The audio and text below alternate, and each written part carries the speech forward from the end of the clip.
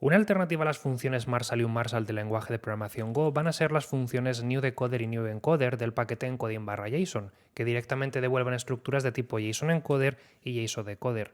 Y lo que voy a hacer en esta lección es contaros qué diferencia hay entre utilizar un decoder y un encoder y llamar directamente a Marsal o a unmarsal. La primera diferencia y la más obvia es que estas funciones que sirven para generar un encoder y un decoder van a aceptar como parámetro un writer o un reader según qué lado de la conversión es el que estemos utilizando, lo cual en algunas situaciones nos puede venir bien. Es posible, por ejemplo, que lo que queramos sea decodificar precisamente un objeto JSON que nos venga a lo mejor desde una petición HTTP que hayamos hecho, o que tengamos un objeto que queramos volcar a JSON para guardar en un archivo.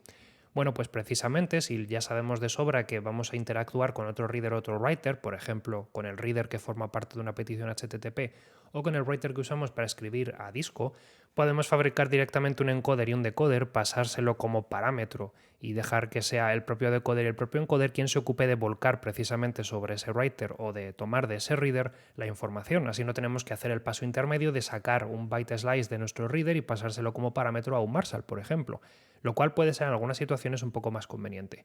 Pero no es la única diferencia que tiene, así que para mostraros cómo se diferencia decoder y encoder y qué cosas hay ahí que no haya en Marsal y un Marsal, lo que voy a hacer es fabricar, por ejemplo, un encoder que sirva para codificar este registro que tengo aquí de tipo estructura y fabricar un objeto JSON con él. Así que lo que voy a hacer en primer lugar es fabricar mi encoder con json.newEncoder.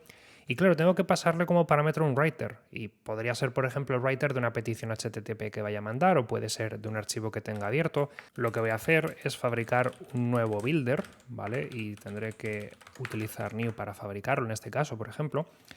Y Strings Builder realmente lo que es una estructura que sirve para fabricar cadenas de caracteres largas utilizando una interfaz parecida a write, es decir, bueno, parecida no, es un writer, es decir, que voy a poder directamente hacer write sobre W y luego yo voy a poder llamar a un método que me devuelva toda la cadena de caracteres que se le ha volcado previamente al writer. Así que le puedo pasar como parámetro este W y así lo que hará es que lo codificará directamente sobre esta instancia que luego podré sacar su representación a string, ¿vale? Pero esencialmente es un writer.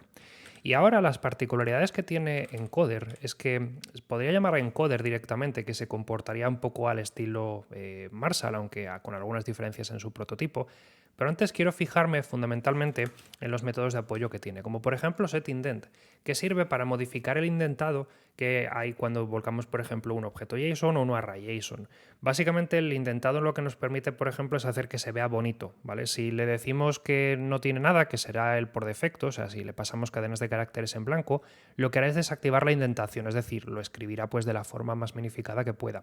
Pero podemos modificar ese nivel de indentación si queremos que quede bonito para, por ejemplo, que sea fácil de leer luego. A modo de ejemplo, voy a utilizar el método encode para volcarle esa referencia a mi record, ¿ok? Y ahora, una vez que lo tengo codificado, por supuesto tendré que listar cualquier error que pueda haber ocurrido, ¿vale? Si encode devuelve algún error, significa que no se ha podido escribir correctamente, ¿vale? Así que tendría que capturar el error y, bueno, lo de siempre. Si error es diferente de nil, que lo podríamos escribir con un if simplificado, tenemos un pequeño problema, por ejemplo panic RR.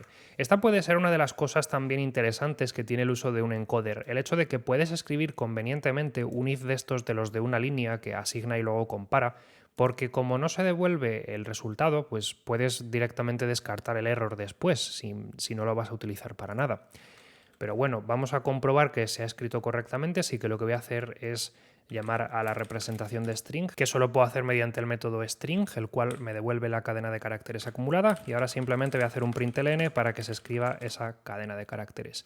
Entonces, ¿cuál es el resultado de hacer esto? Si ahora hago gorrun JSON-enc, pues que lógicamente se ha escrito mi objeto JSON, porque es lo que tiene que hacer, ¿vale? Entonces encoder al final, pues como veis, no tiene mucho más misterio. Como digo, puedo modificar, por ejemplo, mediante el setIndent, la indentación, y a lo mejor si le pongo varios espacios, por ejemplo, como estáis viendo así, pues puedo hacer que la indentación del objeto sea pues una u otra. Y ahora, como veis, se escribe pues más elegante, ¿vale? El primer parámetro realmente es el prefijo, así que es lo que se pondría antes que nada, y luego el indent es lo que se pondría cada vez que haya que anidar algo. O sea que cada vez que haya que pulsar tabulador, pues se meterá esta cadena de caracteres, ¿vale? Si quito el prefijo para dejarlo como una cadena en blanco, este espacio que hay antes de la llave de cierre desaparecerá, porque ya no habrá ningún prefijo. Y lo dicho, exactamente igual que tenemos el encoder, tenemos el decoder, que sirve para fabricar decodificadores. En este caso tendré que pasarle como parámetro un reader, y para fabricar ese reader lo que voy a hacer es construir un string reader, utilizando strings.newReader, que es un método que sirve para tomar una cadena de caracteres que yo le pase como parámetro, por ejemplo input, y devolverme un reader que lo que hace es que cada vez que vayamos leyendo desde ese reader, pues se van a ir leyendo caracteres de la cadena hasta llegar al final. Es una forma de convertir una cadena de caracteres en algo que se pueda leer. Así que si yo fabrico un decoder de este modo, lo que estoy haciendo es hacer que el decoder, de nuevo, se ocupe de hacer la lectura directamente del reader. Si en vez de ser una cadena de caracteres fabricada con newReader de un string, fuese, por ejemplo, yo que sé, una petición de red que hemos hecho, pues todo tendría mucho más sentido. Nos devuelve como parámetro un decoder, así que nada, simplemente lo asigno. Y ahora con el método decode puedo esencialmente leer sobre una variable que yo le diga. Por ejemplo, si fabrico un record como newRecord y le paso una referencia a ese record, pues básicamente me leerá ahí, ¿vale? Y de nuevo puedo escribir error así, y si me interesa poder descartar la variable error, pues lo tengo mucho más fácil, ¿vale? Puedo tratar el error de algún modo si me resulta conveniente así. Y nada, en este caso, si yo hago una lectura y luego escribo tal cual ese record, pues veré lo que he leído, ¿vale? Que no debería ser tan complicado. En este caso estáis viendo que se tratan de los dos campos que hay dentro del objeto. Pero claro, decoder nos permite hacer más cosas. Por ejemplo, podemos modificar la posibilidad de permitir campos desconocidos. Esto es algo que previamente yo he dicho que si hay un campo que no se esperaba, pues simplemente lo va a ignorar silenciosamente.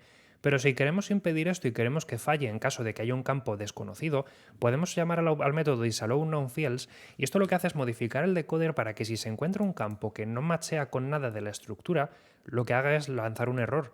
Así, si tenemos un campo que no nos vimos venir, pues podemos detener la lectura por si acaso puede ser peligroso. En este caso, por ejemplo, no va a fallar porque los campos están bien, pero fijaos que si de repente meto un campo que se llame, por ejemplo, comment, que tenga hola, pues ahora la lectura va a fallar porque se ha encontrado un campo llamado comment que no se vio venir. Así que puede ser conveniente en algunas situaciones para impedir que se lean cosas desconocidas. Por supuesto, hay algunos métodos más, como por ejemplo el useNumber y el buffer, que sirven para modificar formas de la lectura, pero en general, tanto esto como si quieres saber más sobre JSON, pues en general yo creo que ya a estas alturas podrías echarle un vistazo a la documentación del paquete, porque tendrá cualquier aspecto menor que te pueda interesar. Y por mi parte eso sería todo en cuanto al funcionamiento del paquete encoding/JSON. Si quieres más contenido sobre Go, estoy cubriendo en este canal de YouTube varias partes de la API del lenguaje de programación Go, así como un curso fundamental si necesitas comenzar por el principio. Si quieres echarle un vistazo a todo el contenido de Go, puedes seguir mi canal o puedes echarle un vistazo a mi página web, donde he listado todas las listas de reproducción que tengo de este tema. Nos vemos en próximas lecciones, un saludo y hasta luego.